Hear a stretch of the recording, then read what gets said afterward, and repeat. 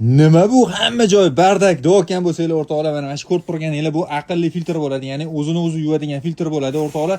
Mashina hozir eksperiment qilib ishlatib ko'ramiz, chunki bitta xaridorimizga shu filtrlarimiz ma'qul bo'lyapti. 2 gektarli hop daraxt uchun, cho'g'asizlar kapelnik uchun mana shu filtrni tanladilar. Ya'ni o'zini o'zi chayib turish kerak, shlankalarimiz uzoq vaqt ishlash kerak dedilar. O'shaning uchun mana shu filtr nasos shitlari bilan komplekt holatda ishlatib, o'zimiz uchun ham bilib, ana undan keyin o'zimizga uverin bo'lgan holatda klientga tavsiya qilyapmiz. Hozir sizlar bilan birgalikda buni yoqamiz. Qani ketdi. Tizimni yoqishdan oldin o'rtoqlar, men sizlarga hozir bu qanaqa tuzilganini sodda qilib tushuntirib beraman. Qaranglar. Hozir mana nasosimiz so'ryapti basseyndan deylik. Ana endi basseyndan chiqqan suvimiz nasosdan to'g'ri mana filtrimizning tepa qismiga kelyapti. Ko'rasizlar, in degani kirish degani. Mana shu joyga suv kiradi. Ana endi mana bitta ikkita klapanimiz bor. Surxondaryo mana mashina shunday filtrimizga qarab turib o'tadi. Ana endi filtrimizning tagidan toza suv bo'lib tizimimizga mana berib yuboramiz. Ko'rasizlarmi? Mana mana shu yerda hozir birinchisi toza suv, ikkinchisi bo'lsa, ya'ni filtr ichidagi musorlar, отход suvlar kanalizatsiyaga mana mashinadan chiqib ketadigan bo'ladi. Ya'ni bizda ikkita chiqishimiz bor va bitta kirishimiz bor, ko'rib turganlaringdek. Ana endi mana shu ikkita turbani ham biz hozir ko'chaga bochkani ichiga qo'yib qo'yganmiz, ya'ni basseynimizga. Ana endi shuni hozir birgalikda yoqamiz. Qani ketdi. Bismillah. Invertorimizga 1.8 bar davleni berib qo'yganmiz.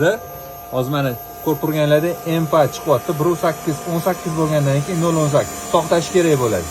Hop 0.9 bo'ldi. Hozir bitta rejimga tushib olgandan keyin shu 0.18 ga tushib olish kerak bo'ladi o'rtoqlar.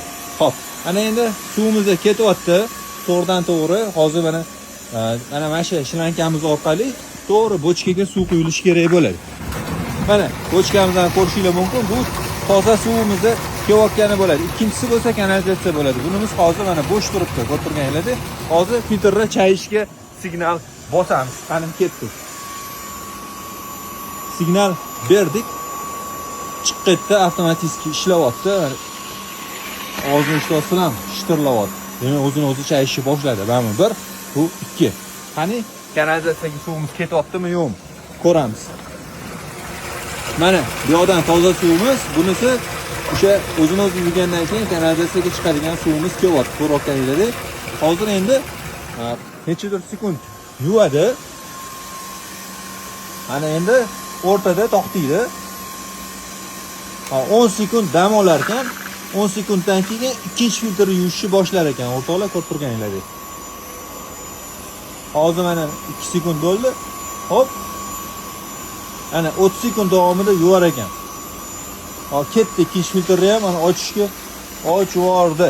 Ketyapti. Qani ko'ramiz.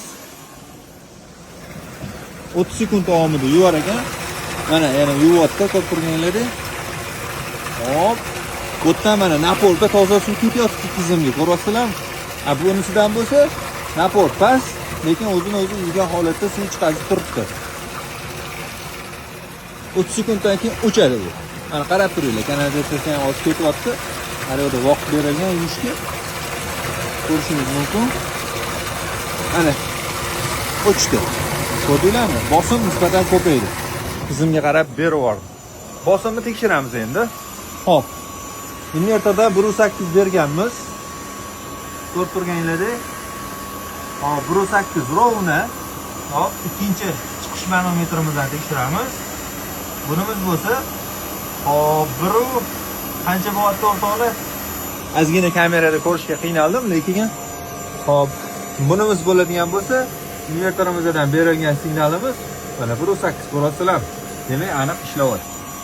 Xullas, xaridorimiz uchun sistemani ko'zdan kechirgan holatda ana undan keyin tayyor komplektni shu holatda topshirmoqchimiz.